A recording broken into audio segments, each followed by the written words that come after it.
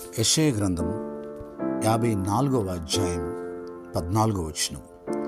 నీవు భయపడనక్కరలేదు, బాధించువారు నీకు దూరముగా నుందురు, భీతి నీకు దూరముగా ఉండును, అది నీ దగ్గరకు రానే రాదు.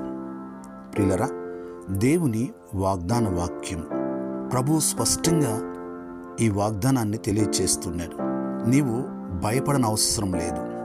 ఏ విషయమైనా సరే నిన్ను బాధించువారు నీకు దూరముగా ఉంటారని ప్రభు తెలియపరుస్తున్నాడు.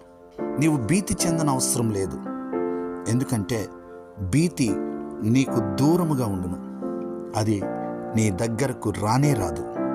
ప్రభుయందు విశ్వాసముంచి నీవు ఆయన తట్టు చూచిన ఎడల ఈ వాగ్దానమును నీవు స్వతంత్రించుకుంటావు. ప్రార్థన. సకల ఆశీర్వాదములకు కారణభూతుడా మా దేవా, మీకు వందనాలు, స్తోత్రాలు. మీ వాగ్దాన వాక్కును బట్టి వందనాలు. ఈ వాగ్దాన వాక్కును విని ప్రార్థనలో ఏకీభవించిన ప్రతి ఒక్కరిని మీరు దీవించండి. వారి ప్రతి అవసరతను మీరు తీర్చండి.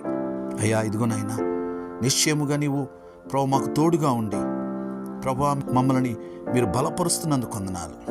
మేము భయపడన అవసరం లేదని మీరు వాగ్దానము చేయించున్నారు. బాధించేవారు మాకు దూరముగా ఉంటారని, భీతి మాకు దూరముగా ఉంటుందని, అది మాకు దగ్గరగా రాదని మీరు సెలవిస్తున్నారు. మీకు వందనాలు. మేము నమ్ముచున్నామయ్యా. మీ హస్తం తోడుగా ఉంచండి. మీ కృపకు మమ్మల్ని పాత్రులుగా చేయండి.